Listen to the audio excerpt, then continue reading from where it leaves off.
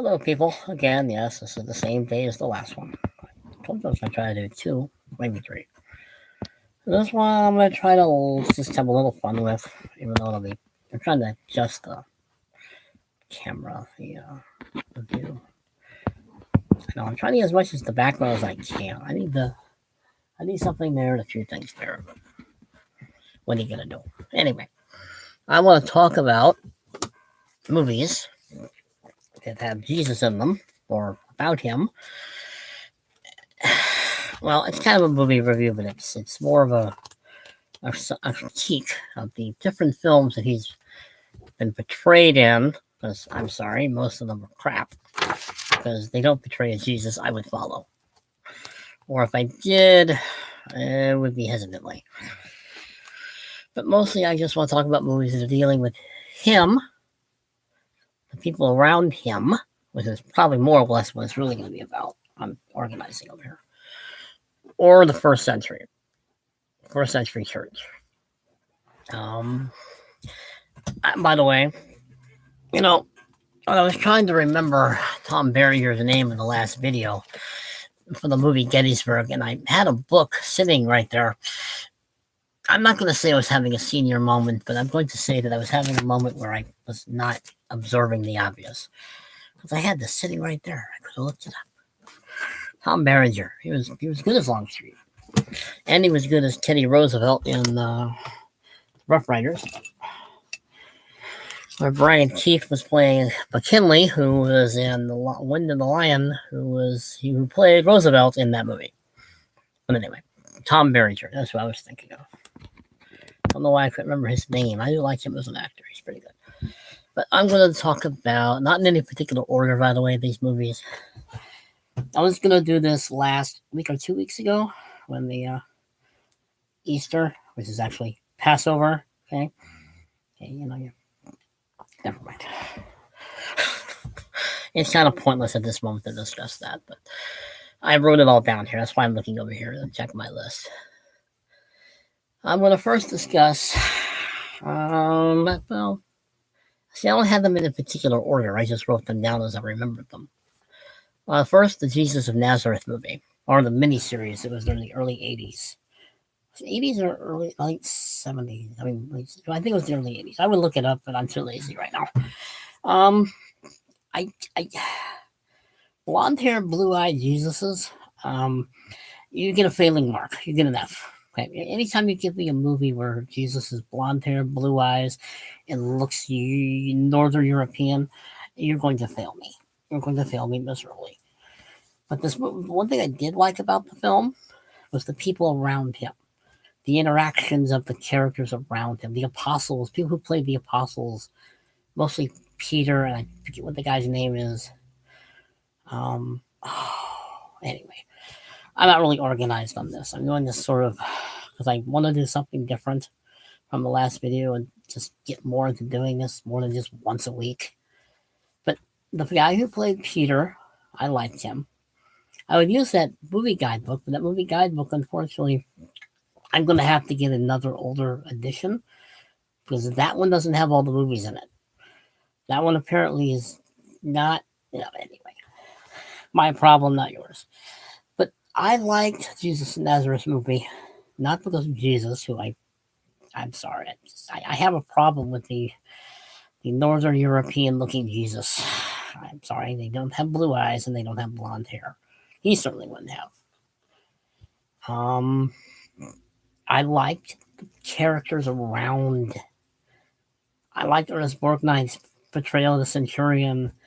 I liked Peter, the actor who played Peter in this movie. I liked Ian McShane's version of Judas, even though they made him more idealistic than he probably actually was. But I still like Ian McShane's portrayal of Judas. I thought it was pretty good. I liked Anthony Quinn as Caiaphas, who played Barabbas on a movie I'll be discussing in a little bit. This is what happens when you try to do these things by memory. Olivia Hussey as Mary was good. She hasn't changed much. and other characters. I liked it only because I liked the betrayal of the people around it. If you want a character study, it's a good movie. If you want to just a basic Jesus movie, I'll give it a B, or maybe even a C plus, as movies go. It was okay. I would watch it all the time when it was on during Easter time because it was something to watch, and I like to analyze it and like to point out the obvious deviations from what the Bible says and other odds and ends. But I'm trying to be nice. It's not a bad movie. It's not a crappy movie or miniseries. It's just, I'm sorry. You lose me in a blonde haired, blue eyed Jesus. I'm sorry. He didn't have blue eyes. He didn't have blonde hair. And he wasn't that tall. And he wouldn't have walked around white. And he would have talked normal. That's another thing about some of these movies. They have these people talking like, well, I'll get to that point. Believe me, I will, because I have other movies that do what drives me crazy about some of them. And I know why they're done that way, because one, at the time that they're made, and in fact, a lot of them are Catholic made, and you can tell. I mean, the one I'm about to do now is possibly the one I least like, the greatest story ever told. And I'm sorry, I call it the dullest story ever told. Look, I love Max von Sydow. I think he was a great actor. But Jesus, you want to talk about miscasting or bad casting or just plain mystical to the point of I am not going anywhere near you. I don't care how many people you raise from the dead. I don't care what you do. I'm not following you. You're weird. I mean, it's another one of those movies where it has all those actors in it, and their portrayals are either over the top melodramatic that I'm sorry. I know people like that movie. I find it boring. I find it overly acted, over melodramatic, mystical to the point of weird. Now, Telly Savalas, who plays, I believe, Pontius Pilate, did okay. I told you, I'm going by memory. I could probably look it up, but I don't want to make this thing too long. But let's see. But I mean, Jamie Farr's in this movie from the series MASH. He's in it. Plays one of the apostles. Let's see. Trying to remember. Oh, Charlton Heston is John the Baptist. Not bad. I'll give it that. That might be the one thing that is fairly good. John Wayne just doesn't work. I'm sorry. I like John Wayne, but as a Roman centurion, one, he's too tall. Two, he sounds like John Wayne. He can't help himself. I mean, I'm not gonna try to do the way he said it. Great. Greatest story ever told. I know. I'm wasting time. I'm kind of wasting time today because I feel like it. I'm also just not in a. I don't know. I've been in. I have a lot on my mind. It's just actually just a. I don't know. There we go. What is story ever told? There it is. Greatest story ever told. 1965. Yeah, Charlton Heston was good. Carol Baker. I don't think he was Pilate. I maintain. Let's see. Where's John Wayne? Yeah, Jose Ferrer. Jose Ferrer is King Herod. Not bad. Not as good as Peter Ustinov's. Peter Ustinov was playing Herod the Great, though. The grandfather of Herod Antipas, who Jesus was mocked by. But Peter Ustinov's Herod the Great was good. I liked him in that one. And he was in Jesus of Nazareth. That was good. He was good in that. He's usually good at everything he does anyway. I'm not seeing where this is saying.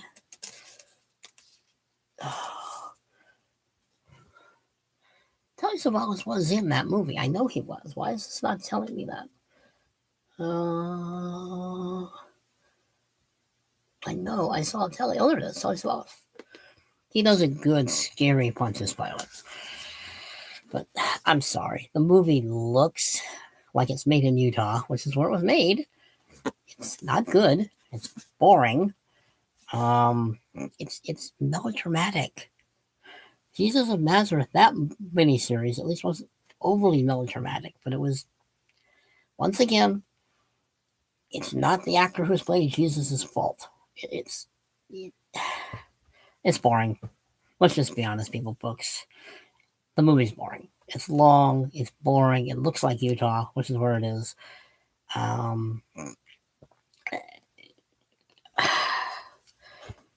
It's boring.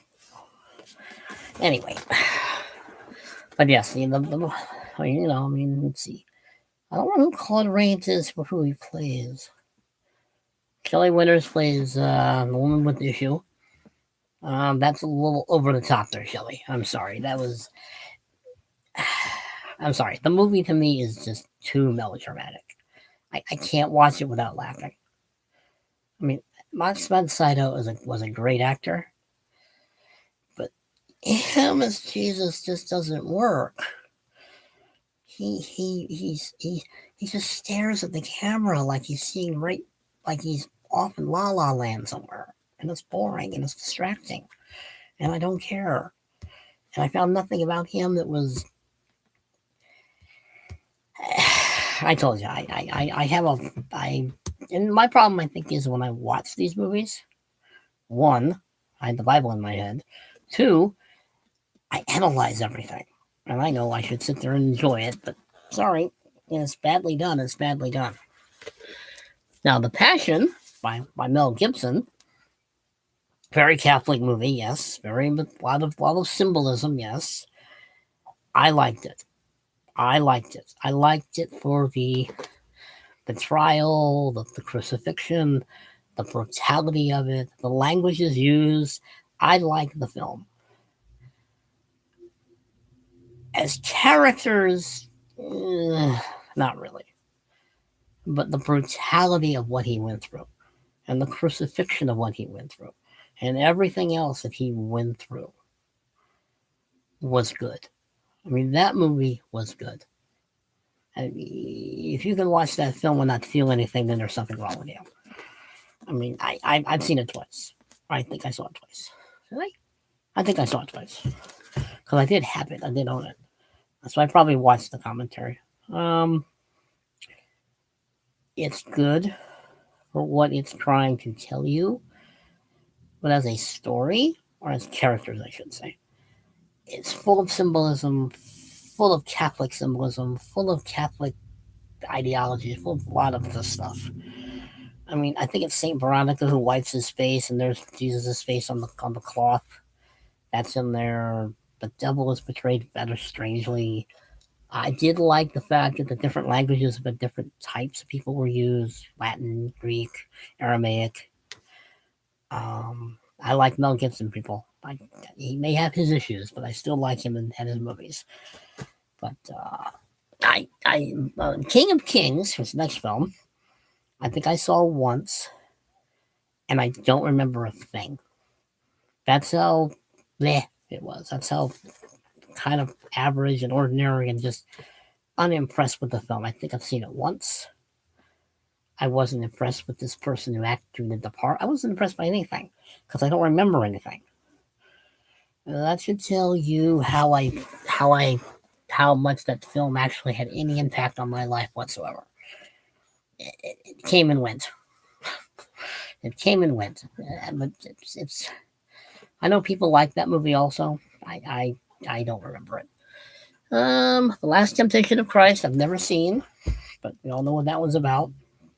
I'll probably read the book. I'll probably never see the movie, only because I don't have DVDs to watch. So, but I would probably read the book.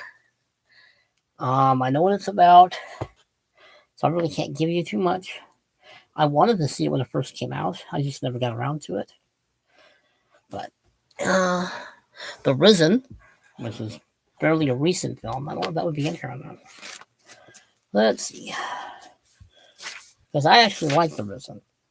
I mean, it's not about Jesus directly. It's about the Roman soldier trying to find the body after he's crucified and spends 3 days trying to find it and so on and so forth.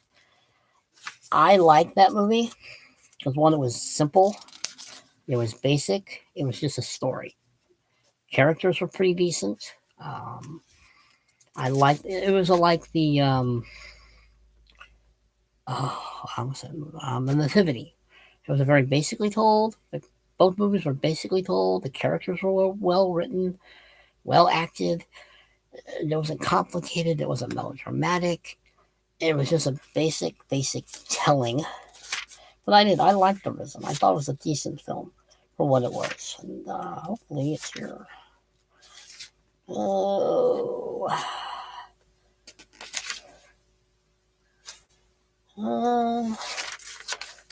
Okay, apparently it's not in here. Yeah, I've noticed that a lot of he rewrote this movie thing, so it only deals with certain time frame. Unfortunately, I should have checked that when I bought it, but that's okay. I'll just find a different, an older version, and I'll be able to check. But it's not in here, which is odd. But as movies go, I actually liked it. I saw it several times. Very basic story, very good story. It's written well. It's a good character story. It's a good character-driven story. Yeah, it has its flaws. Blah. What movie doesn't? I mean, even some of the better ones that I like a lot have their flaws. But I liked it as a story about the Roman. I don't think he was a centurion.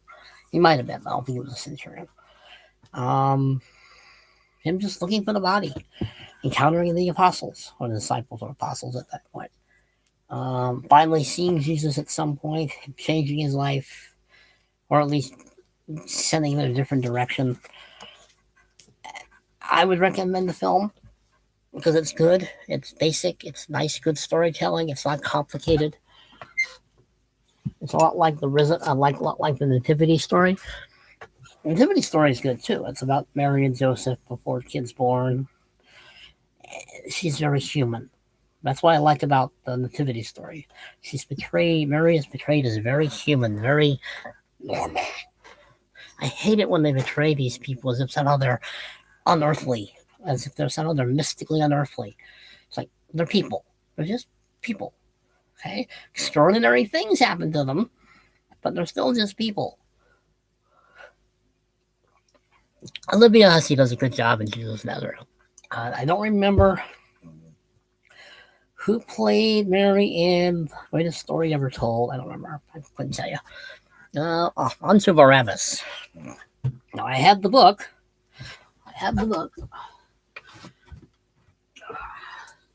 What organization, people? You're asking the wrong guy.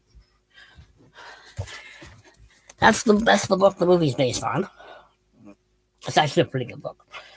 The movie's better.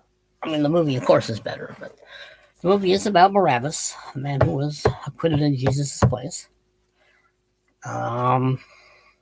Anthony Quinn does a very good job of being him.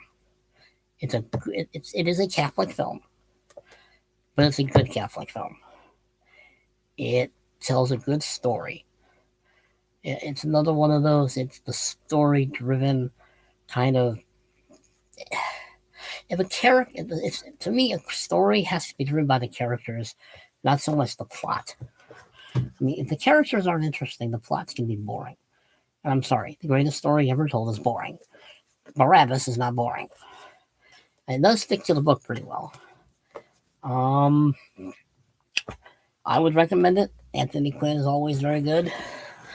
Ernest Borgnine is also in that movie. He's in a lot of movies.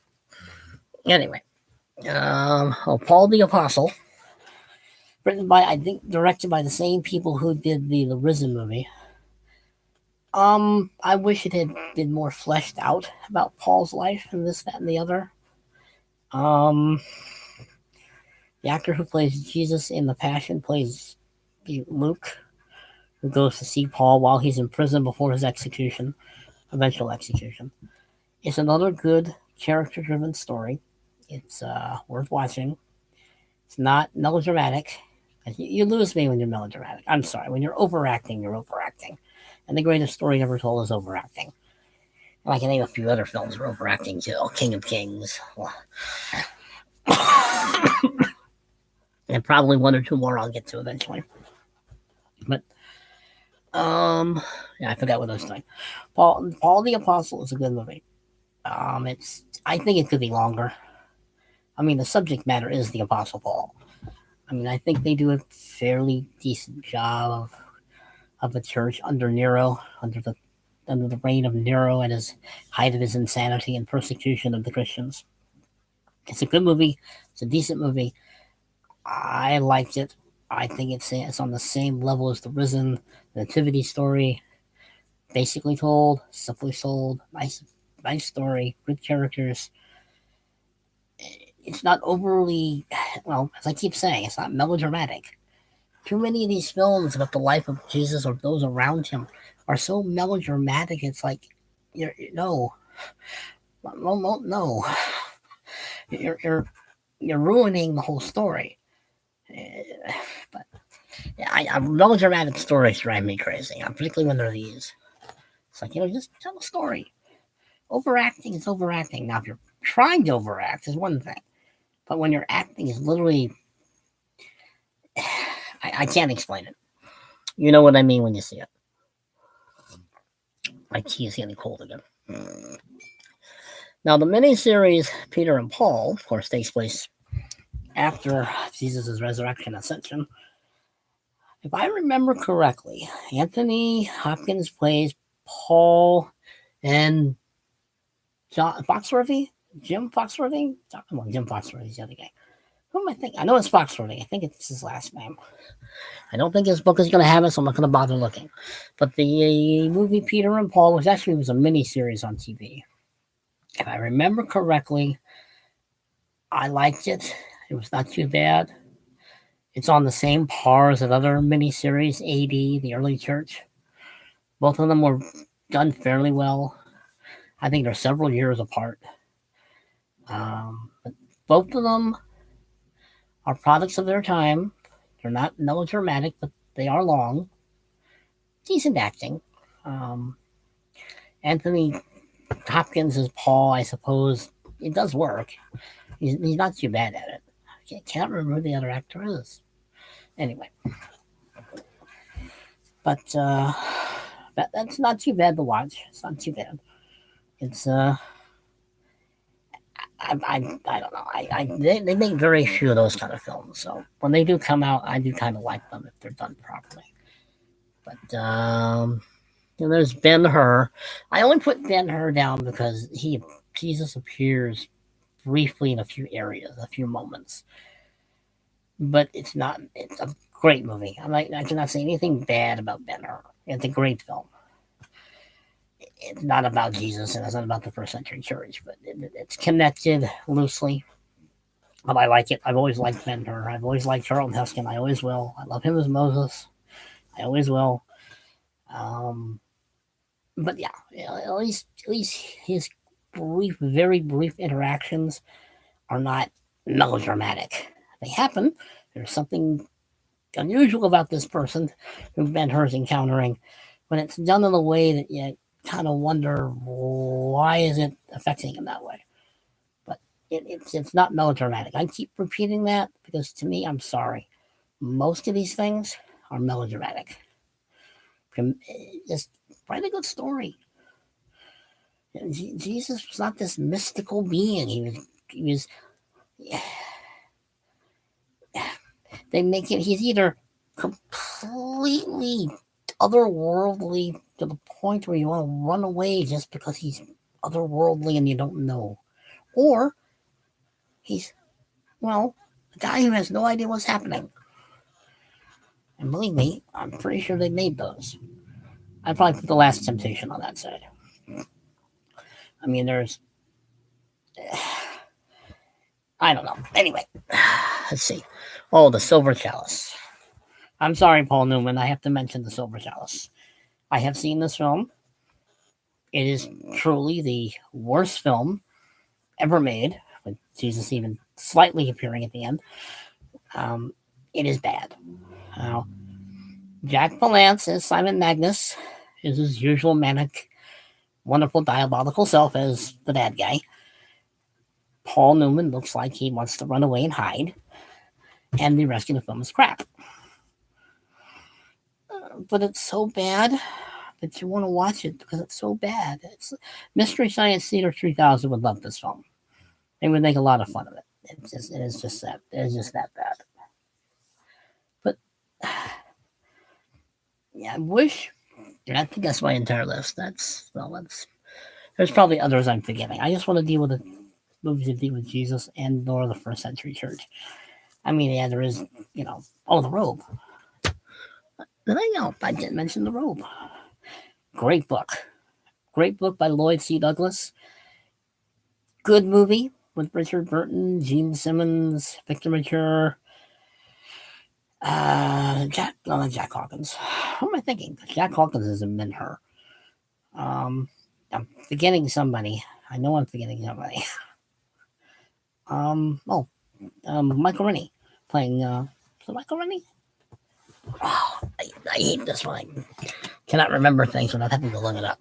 But that's okay. I like The Robe. I remember reading The Robe 40 odd years ago, and I found it great. I liked the book. They should have stuck to the book. But as a movie, it's not bad. It's pretty good, actually. It's a little Catholic-y, but then again, Lloyd C. Douglas was a Catholic. But it is a little. But I can overlook those things. There's The Robe. See, it's yeah.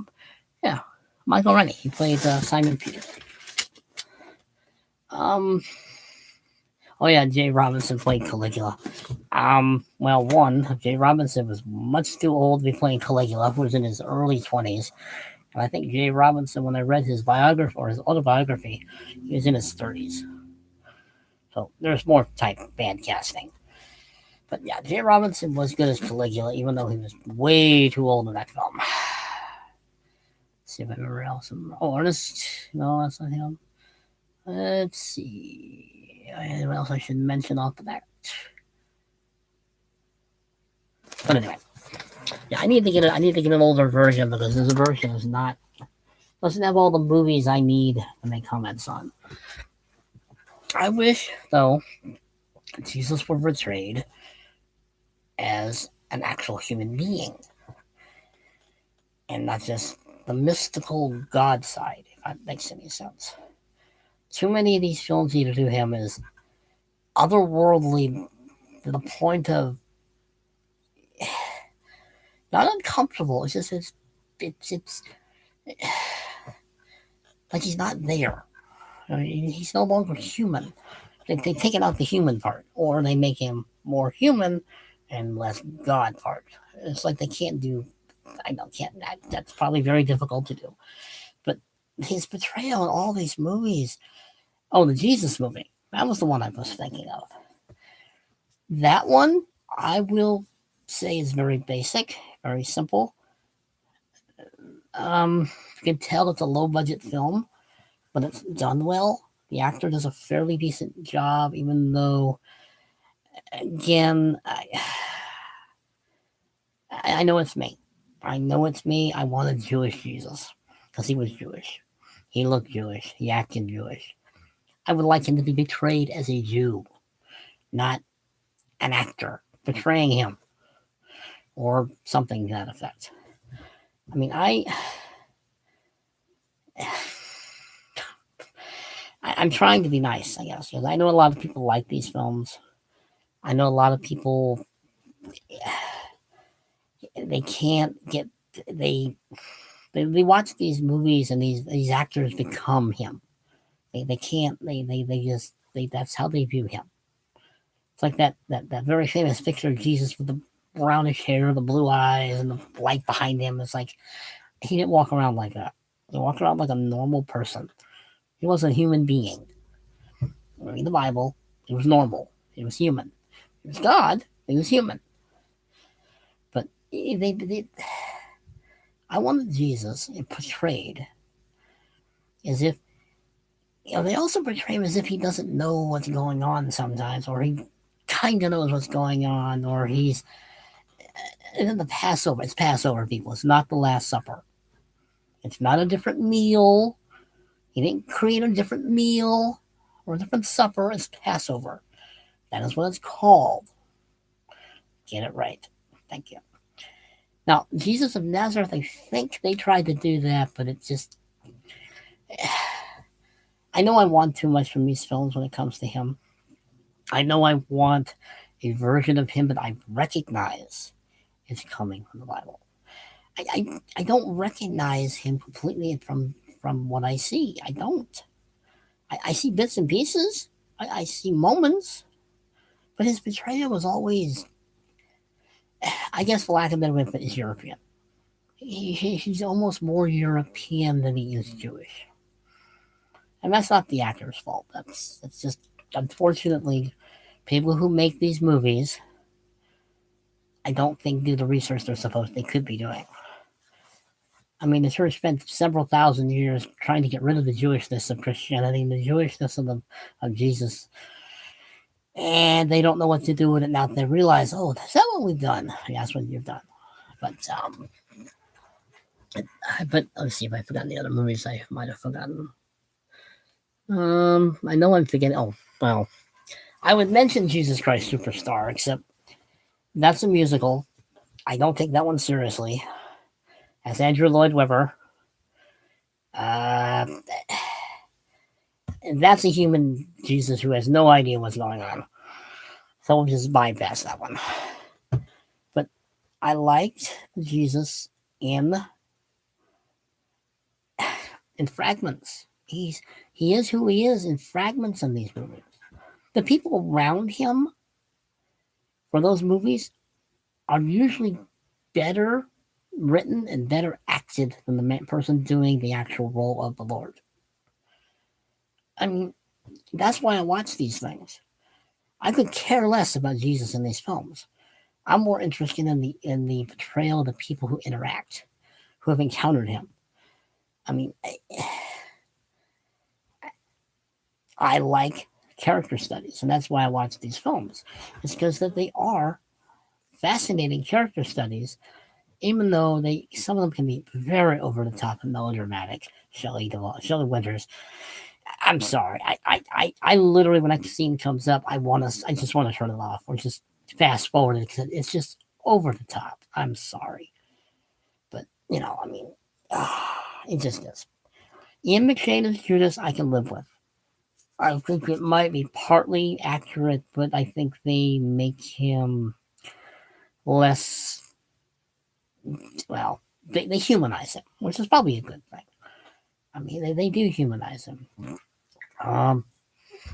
Pontius Pilate, played by Telly Savalas in The Greatest Story Ever Told, and again, once again, I'm forgetting the guy's name.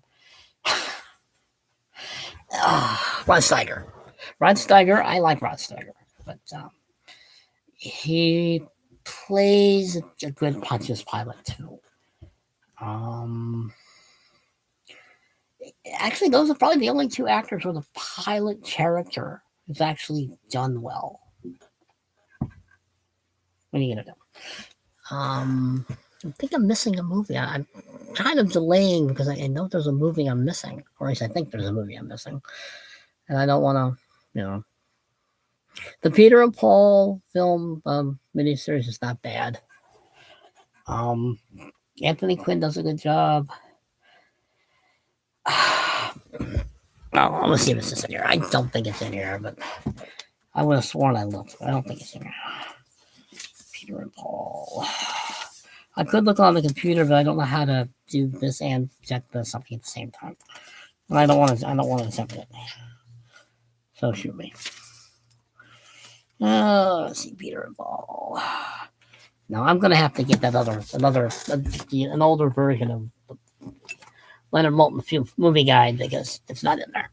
But I think it's in that one. But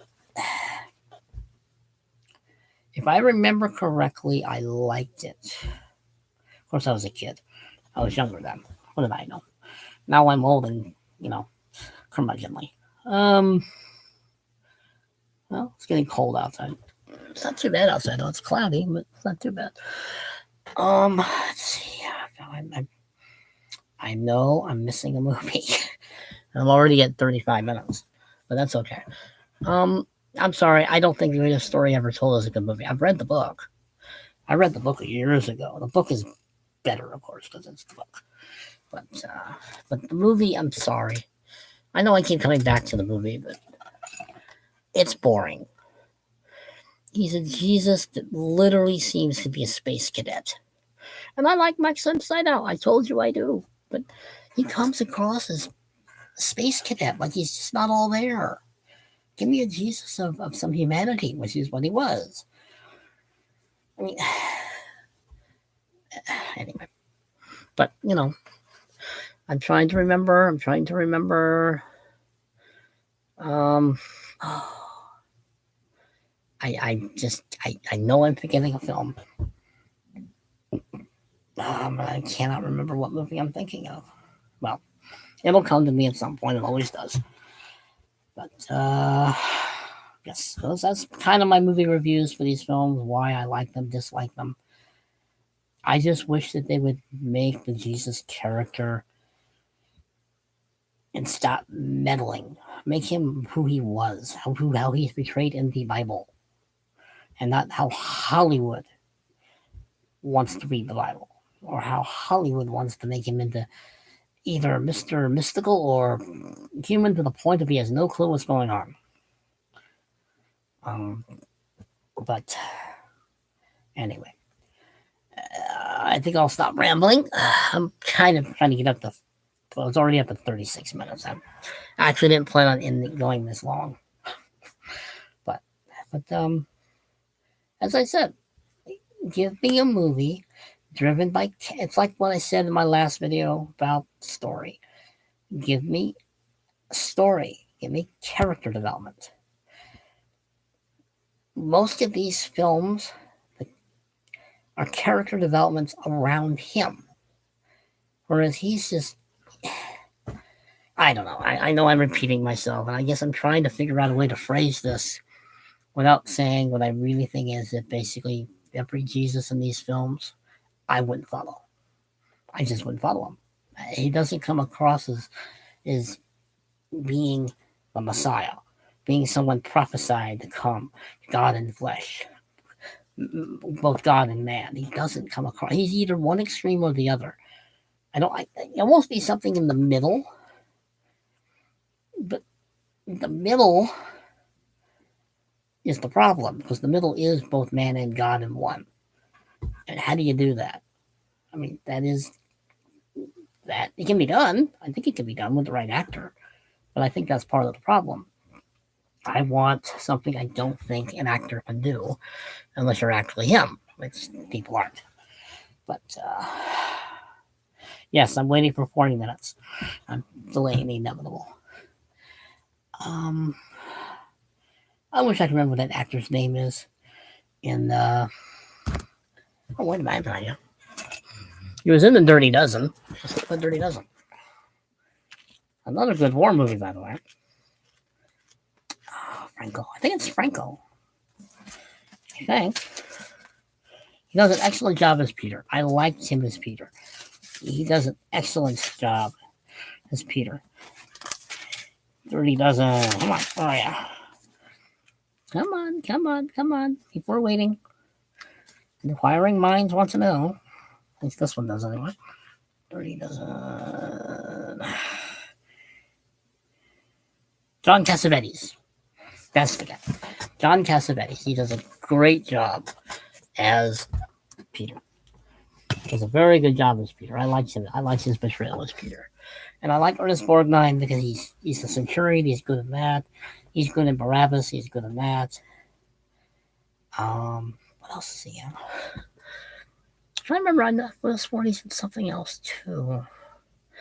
I could be wrong, but anyway, I think I'll end my review now because we're about to hit 40 minutes. And I'm sure some people are getting tired of my ramblings. I might do another video, maybe just on biblical movies overall, because That one I could probably do with films to like the no. Anyway, I will think about that. I may want to do one more video before this day is over. So I hope that wasn't too rambling. I hope that wasn't too boring. I will see you all later, people. You behave yourselves, because you know I won't. And you know I'm not going to. Later. Later, later.